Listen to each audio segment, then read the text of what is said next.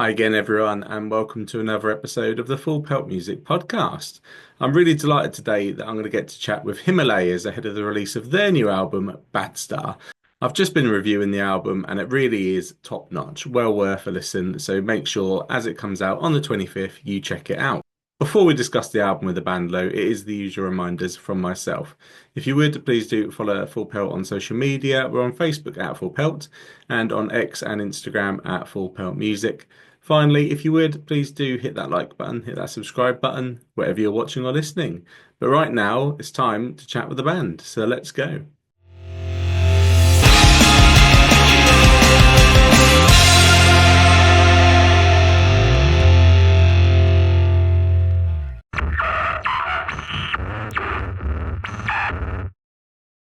Welcome to Joe from Himalayas to the Full Pelt Music Podcast. Absolutely delighted to get this chance to talk to you today. How are you doing? Yeah, very well, thank you. Thank you very much for having me. Yeah, no, absolutely delighted. As we just touched on, you got a new album coming out, Bad Star. I've been reviewing it this week and I've absolutely fallen in love with it. So I can't wait to start asking you questions about it. But before I do, just to lead us in, I do know it's about a month now since you popped over to America for South by Southwest. Such an amazing opportunity for bands to get out there. And like looking at the list of bands you played with in the British Showcase, it's just like a who's who of like my favorite artists at the moment. So I mean, what was the experience like for you? It's amazing. We've been there before in 2018, and that was great. But I was 19 at the time, so I couldn't really do a huge amount. So it was like going to shows and things was kind of hard work.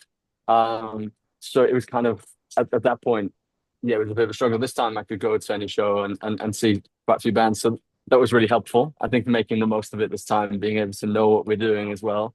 Because I think we were very much in the infancy of the band when we went last time, and I think having that bit of experience now as it was definitely useful and definitely helpful to us knowing what we wanted to achieve and what we wanted to get from the experience. Yeah, absolutely. And I think growth is an important sort of topic for us as we get into talking about the album because I've really seen some real growth in obviously your delivery of these tracks and obviously a journey that you've been on over the last decade now. Hate to make us all feel Yeah, no, old, but that's yeah. No, that's very true. It's like been a longer time, yeah, longer period than I'd care to admit. But yeah, just yeah, it's been yeah. a journey, definitely. It has, and it's culminated at the moment in obviously this fantastic album that we're going to talk about. I mean, the question I've got for you at the moment, because as we talk, we are a week away from the release day, and I'm always just interested to know what are your feelings right now ahead. You know, you've got 7 days left. You know, how are you feeling? Yeah, I'm always really excited to get something out. I think just having something new come out, especially an album, it just feels like a little that cohesive the whole piece, like from start to finish. I remember being excited for other bands or artists' albums when I was like, well, even now I am, but like especially when I was younger. So I think having that for someone else is like an incredible feeling, and I think this album in particular is like like you said about growth. I think we've just managed to have more time to refine what we want to do. And I think there's more variety on this album than there was the first. Um, I'm still excited by the first album, and more so because of the time period. Like we had written that over a long period of time, from like early days in the band to up to the release of that album. So I think that was a nice process. But this was all quite quick, and it's quite cohesive in the fact that we knew what we wanted to do. We were hoping to kind of have different songs, so 10 songs that felt all different. Nothing felt like we were doing the same thing or trying to, yeah, trying to give people the same thing twice. And I think hopefully we've managed to achieve that. Yeah, it's definitely a very expansive record, and I can see the vision that's gone into it. And because there is this kind of growth, this expansion, this journey that we put in all these like great words out there. Obviously, it is going to be a new experience for obviously seasoned Himalayas listeners. Is there also with that excitement maybe any apprehension of what are people going to think of this record? No, I think there's still enough. I think there's still enough of the stuff that we did on album one in terms of this new record. I think there are certain songs in particular that I'm really excited for people to hear. And particularly the album closer. I think A Brand New God is it's a song that I'm actually super proud of. And I think for me it takes away like we have like quite a lot of mutual interests, like like bands like Queens of Sonic and things like that. But for me, like I'm a huge Radiohead fan. Um, and towards the tail end of that song, there's like a section that I just feel is like us meets like Radiohead, which is kind of cool and something I really always wanted to explore. So I'm kind of like looking forward to people hearing that to an extent. Yeah, no, absolutely. I mean, I will always give out a load of plugs on these podcasts, and absolutely. I mean, the first one I'm going to give out is listeners listening to this. If you haven't pre-ordered the album, because this podcast will come Cheers. out just ahead of release, you still got time. Pre-order it. When it's out there, whether you're streaming it, buying it, whatever, just dedicate some time to this album and go and indulge in it because it is well worth immersing yourself in it. And it is just as a collective, like you say, it's 10 songs. And I've made the point in the review I've written that it works really well because it is so succinct. It's like, it's a sucker punch rather than, a lengthy sort of boxing match or a fight. You've come in and delivered exactly what you needed to deliver and sort of gone out leaving everyone wanting more, which I think works really well. And obviously you've worked with Peter Hutchings, who's got a knack for that kind of thing. He's worked with some incredible bands in the past. And the next question I've sort of jotted down here is obviously you've got this end product now. Working with someone of that caliber, going into that overall process, has the end product aligned with the vision that you took into those sessions? I think it's different. From my perspective, I think there were just we on album one we had worked with a good friend of ours that we had worked with for years. So I think and Steph Ringold, and think we all love Steph. Like we love what he does. But I think with this one with Pete, because it's a new person, like someone you're brand new to, there's like there's an influence. Like there's an extra thing. I think just like pushing you that tiny bit further. Like where and you may have been like comfortable or being like, yeah, this sounds great, but it's like, oh, how can we make that like that extra bit, the extra push? And I think he really did that on his record, and I think, like you said, he works with some amazing artists, and I think he's worked with like maybe one of my we support Gang of Youths like years and years ago, in the UK when they were like playing, it was like 400 cap venues maybe, and since then they've become I didn't know who they were at the time, and since then they've become one of my favorite bands. So like to have Pete work on that record as well, but just to have his experience and like you said, his fresh perspective was really really useful. Yeah, no, I mean, it's always great, like you say, going in and getting fresh perspective when you're looking at that growth as a band. And yeah, obviously, it's like I say, it has worked really, really well. And listeners obviously have had some tastes. We're going to talk about a couple of the tracks that have come out in just a second. But before then, you've road tested a couple of the singles. Now, I caught you last year supporting Kids in Glass Houses, and obviously, there's a couple of tracks there that you played on that show. And obviously, I think at South by Southwest, you debuted Surrender as well. So, um, as a whole, the tracks that you've played from this album, have they translated across to the stage as you expected them to? Yeah, I think so. I think we spend like we pride ourselves on being a live band. I think that's something we've always tried to do. I think since the get-go, even before we had really released music properly, I think when we were doing tiny little club shows and things like that, I think we have always tried to make live the best we possibly can. But yeah, playing these new songs is another step up to me. We've had more time to craft things and we knew what we were doing again a bit more. I think the duration of with album one, because songs have been written for a number of years, like from 2017 on, there were songs where pedals changed, things changed, like our equipment's changed. So you kind of have to like refine that. Whereas with this record, because it's been like the period of time has been quite succinct. We've still got all the gear, so we haven't got bored of the stuff that we've got and moved on to other stuff yet. So I think that helps, and I think yeah, just knowing where we are with that show. I think now having a plethora of songs as well with both the albums and even the pre-existing stuff, I feel like we can personally see a step up from where we've been to where we are now in terms of just the maturity, I guess. Yeah, no, absolutely. I've caught you live a number of occasions, either at festivals supporting other bands. I really need to come to a headline show and obviously check that experience out. But I have seen that the growth we talked about. I've seen that with you guys on stage. Like, each time I've seen you, I've gone, wow, these guys are getting better and better, So yeah, absolutely fantastic. And there will be an opportunity. I'll touch on the headline tour coming up in just a moment. Obviously, listeners, again, there'll be another plug there. I can assure you of that.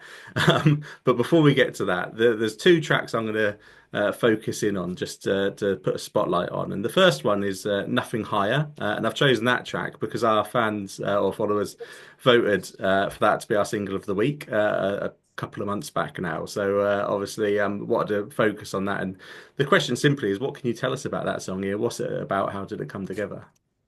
Um, it was kind of like another step in that process of the album's whole theme. I think we tried to keep some of the lyrics broad. We always tend to do that, me and Mike, because um, we never like things being paint by numbers. We never like to be like, oh, this is you have to think this is part of the song. We try and make the gray area so that you can kind of make it your own thing. Obviously, we lend stuff to it, and I think Nothing Higher is kind of a point of that. I remember Mike and James writing that and writing the demo and being like, okay, well, this is going to be something we explore. And I think, yeah, from that early perspective, that early point of view is one of those songs where you're thinking, okay, this fits. But I think it lends itself to the themes of the album, really. And we have looked at the themes of the album being disaster. So the album title, Bad Star, is I can't remember what language it is because my memory is absolutely awful. And has been for a while. I think that's an age thing. But yeah, so it's an anagram for disaster. So it's an origin of the word disaster. I believe it's in Latin, but I might be wrong, and my memory might be failing me. However, yeah, so we just sort of Nothing Higher again is another piece to that, and I think um, there are individual parts across the album that are broader than others. But I think yeah, like that is a middle piece, I guess, in the whole puzzle. Yeah, I love that you describe it as a puzzle because I think the 10 tracks, like you said, they've all got their own unique identities, and that makes the album greater than the sum of its parts, very much so. But the next track I wanted to touch on does, stand out to some extent, and it's Afterlife. And I want to mainly ask you about the music video, and I'll get into that in a second. But just before we get into the music video, again, just for the listeners, if they're not aware of what the track sort of feeds into, sort of story wise, what can you tell us about Afterlife itself? Yeah, this is one I wrote fairly early on. So we had it. We tried to perfect it late on as well. So there were multiple versions.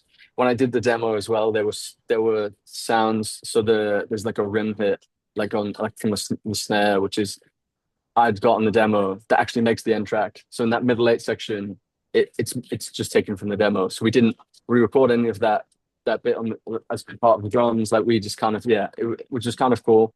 I wasn't expecting the demo to make the record at all. But um with the song, I guess like we always try and challenge things. Like I guess like I think with Afterlife, I didn't want to particularly be like that I don't believe in anything else, but that like afterwards. But I think it's just the fear of impending doom, I guess. Like the people always talk about light at the end of the tunnel, and I wanted to kind of challenge that a little to be like, like you say there's gonna be something better afterwards, but and then I merged that with like kind of ideas of love to an extent. Like there's like with the angel of black hearted angel of the night, like that lyric I think in there. And I think just wanted to like because we've done this before, like you talk about a political song and or like a song about like something higher or like along those lines, and you're like at one point you might like how often are you thinking about that sort of stuff? So I guess like you want to put in everyday stuff as well. You want to have something you can like relate to, and I think for me it's trying to find that balance. But with Afterlife, yeah, it just felt right. The song was like pretty quick. We recorded it really smoothly. I think it wasn't much of a headache on that. Some songs Hmm. on the record, you have a conversation, so we say, and I wouldn't say crosswords, but you might have some members of the band who are more passionate than others about like why something should be different, or you have a clash. Healthy. It's healthy to do that because it just means that everyone cares about what you're doing. But yeah, like on this one, it was really smooth sailing. Yeah, which is it's always nice when it goes that way, obviously. But like I say, it is healthy to have that natural discourse and debate within a group, a band, workforce, a family, or whatever it is. It's always healthy to do that. And talking about relatable, you talk about the impending sense of doom. I mean, that is relatable to everyone living in the world in 2025 because that is just every day at the moment, isn't it? But Yeah, definitely. uh, yeah, very much. The video, obviously, I want to move on to, gives a great sense of that, feeds into that sort of conversation really, really well. And I love music videos. Regular listeners to this podcast will know that I always shoehorn in an opportunity to talk about music videos because, I think you talked about being excited, obviously, about albums coming out when you were younger. I imagine you might be like me and you used to watch a lot of music TV, Krang, Love Scuzz, it. etc. Yeah, absolutely Yeah, love it. And I remember like listening, like seeing videos for like the first time. So I remember like seeing like even videos that I'm like maybe aren't like up there. Like I remember seeing No One Knows. Like I like the video because it was in Queens, but I mean, I remember seeing that, and I like one of my favorites when I was younger was The Pretender. Like I yeah. remember seeing The Pretender for the first time and just being like, this is what a music video should be. Like it's yeah, it was just incredible. And there are other like I remember seeing a few Strokes videos that as well, and I was like, yeah, I want to do this. This is part of the reason I want to do this. But yeah, I'm with you on the music video thing. Yeah, and I appreciate that so much because, yeah, a big part of my youth music videos, I'm still so passionate about them, but they are a dying art. And you've named just some really cool videos there that I always think that sometimes you remember the video more than the song to some extent. Like it adds this 100%. extra layer to the music and helps. I mean, it's different nowadays where obviously we can connect with bands on social media and there's lots of more avenues to perhaps, have that community connection with a band. Back then, it did help me. I mean, again, I still remember watching I think it was the holiday video from Green Day, and I had a party Nice, yeah. that I was going to like the next night or whatever, and I thought I'm gonna wear what Billy Joe's wearing, and I'm gonna I had the No, blonde you've got hair and to stuff. So it's just like yeah, 100%. it got to be done. Yeah, they're a massive part of my life, and it saddens me when there's not a video to talk about. But yeah, you've got some great videos out there. The one we're going to spotlight is Afterlife because it is just fantastic visuals to it. How did you come up with the concept and how did you put it into practice? Um, with this, really, we always have like really long conversations about how we're going to do video. I mean, on this record, we didn't have as many, as we normally do. No, normally we're doing three or four like per album, but we wanted to be quite out there and bold with one in particular because we were like, oh, okay, like we're we're gonna make a video that we all love, and like, we've done that before, but I think yeah, the explosions and things like that were kind of like we were just like, what can we do this crazy? What can we do this like feel stand out? And I think on the previous record as well, we tend to do things where I end up having a horrible day. Um, like so not as in like not enjoying, but more in a case of like how I can put myself through the most amount of torture. So with leaving this place, it was the middle of December. We were in an abandoned house in London, and I was in a t-shirt for the whole day. Now I remember the football was on. I think it was like I can't remember. It was like an Arsenal like group game in the Champions League, something along those lines. It was early December, maybe late November, and I remember the boys watching it and telling me what was going on in between takes, and they were all in like like lovely warm stuff, and again like it was the same with VOV. They're doing the same thing, and I'm in this cold wet bath. But with this one, luckily, it was all of us who were suffering. It was um in a huge like bowl, like canyon type thing. And when we arrived there in the day, there was like a good Volga ladies who were like swimming and doing cold water, cold water dip essentially, and they're all there in their swim caps and stuff. And I'm thinking, why are we here? And then it got to late on in the day, and it was freezing, absolutely freezing. All of us, it was raining as well, like absolutely chucking it down. And then yeah, the explosions went off, and I think all of us were like, okay, this is going to look great, this is going to work. But with the idea of it, I think we had a conversation with Yanni, the director, as to what we could do.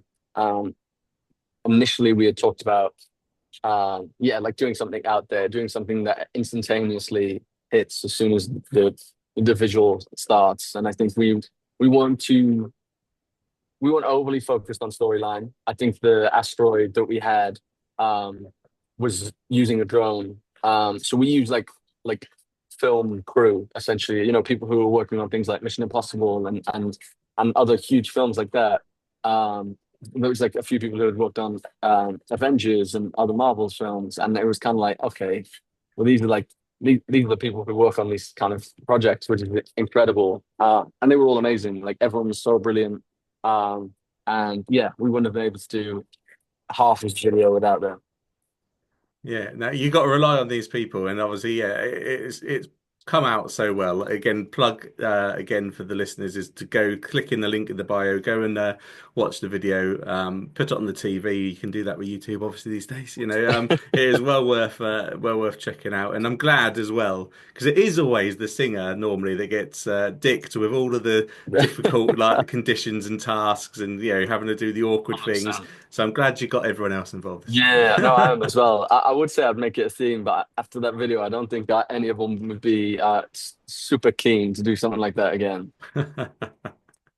No, absolutely fantastic. But something I'm sure you're all super keen to do is play shows. I said we were going to come back around to the live side to finish this off, and obviously headline tour starts next month at the end of May. There's six headline dates there. I know the Garages in London is the headline date, a great venue that I love there, and for yourselves, it's always going to be exciting to get on the road. But with new material, obviously to play, how excited are you to get out and play these shows?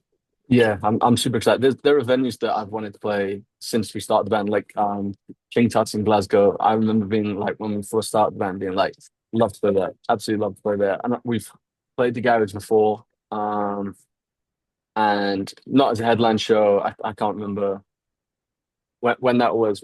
Maybe UMI, I think we supported back there. And I Yeah, and so we played it a while back. So I remember being like, okay, would love to do that. So yeah, it's a privilege to be back, to be back there, but headlining this time, and with the Cardiff show as well being the biggest headline show we'll have ever done.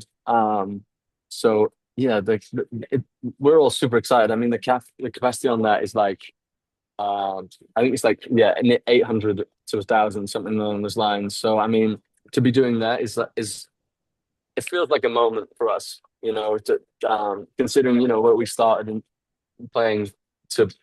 I remember playing a London show in Half Moon Putney, and which at the time I was like, this is a great venue, like really nice place. And we played to one man, and I remember being like, we traveled all the way up to London to play to one man, and I remember being like, I may as well learn your name at this point. And so we were just having a conversation mid set, and we just played some songs as if it was like really relaxed. Whereas after the last tour, which was I think there was only one day didn't sell out. So the whole tour essentially sold out. And then we did the London show, the last one, which was sold out as well. So it just feels like there's maybe a bit of like a trajectory, I guess, for us. Oh, there absolutely is, and I always use like the London show of any tour for a band as a bit of a barometer to see how that band are progressing. What size venue, where are they at the moment? And say Garage is a fantastic catapult really for that next stage as well. I think, which is where I would say you're absolutely heading. And I said there's plugs galore on this, and again, the obvious one now, listeners, is you know. Head on to social media, head on to the band's website. You can follow the band on Himalayas Official. I always like to give out the social handles. You've made my life pretty easy. It's the same across Facebook, Instagram, Yeah, TikTok, etc. Find a date. Find a date you can come along to. There's some fantastic independent venues there. Obviously, the opportunity to catch the band playing these songs live, some of them probably for the first time, is well worth the journey. If you can, support live music, get down and see a show. If you can't make obviously these headline shows, listeners, then you are playing some festivals. yeah, we are. I noticed obviously In It Together is a great new festival. I've not had a chance to get there yet, but always lineup looks great. Two that you're playing that I have been to and I absolutely love. Why not? And 2000 Trees is probably my favourite festival of all festivals. So absolutely, again, listeners, make sure you catch the band at those festivals. Again, similar question. You must be excited to be getting out and playing those shows as well. 100%. 2000 Trees is one that I've wanted to play for a long, long while. I've never been either, so just to be going there and playing is like, I think all of us are excited. I think all of our music taste has become increasingly so heavy, I guess, since the band's start. Like I wouldn't say necessarily too heavy, but we're like definitely more like even more rock fans, I guess. Like whereas when we started, they were like India influences, I guess. But yeah, like I think it'd be a festival that I've always wanted to play, so I can't wait to be there. Yeah, you get such an eclectic mix of genres at 2000 Trees. You can be catching a rock band on the main stage, go and catch some indie in one of the tents, punk in another tent, go into the forest and watch some folk music. It's such a great festival, and I know everyone that goes is either a artist or a fan. Normally says as soon as they've been once, they're going to go every year because it's just their Yeah, favorite thing. So yeah, 100%. yeah, I cannot wait. I'll be hopefully catching you there this year as well, is Awesome. the aim. So to finish us off, we've touched on some fantastic independent venues, and this is the only question that is always the same on every podcast at the moment. And I just want to ask if you want to give a shout out to an independent venue out there, because 2025, these venues are really, really struggling. So I'm trying in my head to collate a bucket list of venues that I would love to go to. So, what venue would you almost add to that list? There's so many. I really like the Boiler Room in Guildford. That's one every time I've played there, I've loved the venue. Orford Arms is another one that we've played there once. Loved that venue. Like absolutely loved it. Um, I mean, there's tons. There's Club Everback in Cardiff, obviously, which is like such a well-known venue. Um, I'm trying to think of a few more, but there are absolutely tons. And we've played, having played for a while, even though we were finding our feet for the first few years, trying to be, find who we were as a band. We've managed to play quite a lot of them. So we've had the privilege, like places like the Hope and Ruin in Brighton, or Green Door Store in Brighton as well. And then, you've got a number of places, but like Brudenell Soca Club in Leeds, and like there are so many. Devon Street Yeah, in Manchester. Like I could go on all day and say how many great music venues there are, and I just hope that people still go and see shows, because for me, it's like we talked about with music videos. Like I sometimes feel sorry for the generation after. Where the whole TikTok thing. We as a band don't love social media. We don't love doing it. We do it because people you have to.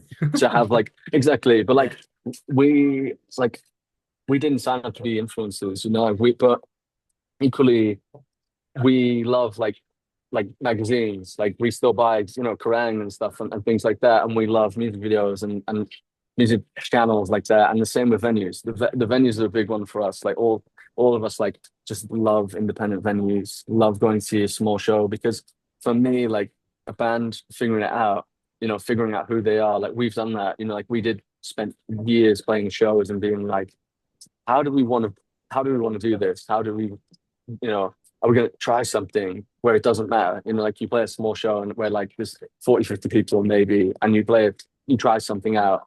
And then, it gives you that opportunity. Like there were some artists, for instance, who are on TikTok or something, and, they may not have played any shows, and then they get the following, and then they're playing their shows for the first time. But you can't learn some things. You can only learn some things whilst on the job, I think. So like, yeah, I think that's my perspective anyway. I love love independent venues. Yeah, absolutely. There's an ecosystem there. The bands won't exist without the venues won't exist without the bands, and none of it 100%. exists without the fans. And the fans need to be the ones that are driving this. I talked about pre-ordering an album earlier, but when you can pre-order albums or buy tickets in advance in 2025, it makes such a difference. So again, that is my sort of big push to the listeners as I enter into my sort of final dialogue, which again is just to run through listeners. Obviously, Bad Stars out on the 25th of April. Make sure you're checking that out. Try and pop along to the shows, pop along to the festival, check out the music video. That is my final message for the listeners, but I always like to give the final message over to the guests. So, what would you like to say to Oh, close out thank today? thank you very much for having us. And yeah, thank you to anyone who listens to the music, pre-saves, what comes to the show. We can't wait to see it. Yeah, absolutely. Thank you so much for coming on the podcast. It's much No appreciated. problem. Thank you very much for having me. Well, I really hope you enjoyed that chat there with Himalayas. Do remember that their new album, Bad Start, is out on the 25th of April, and they've got a headline tour coming up. So pop on social media and see if you can make a show. While you're on social media, If you would, please do give Full Pelt a follow. We're on Facebook at Full Pelt and on X and Instagram at Full Pelt Music. Finally, from me, if you would, do hit that like button, hit that subscribe button wherever you're watching or listening, because we'll be back very soon with another episode of the Full Pelt Music Podcast.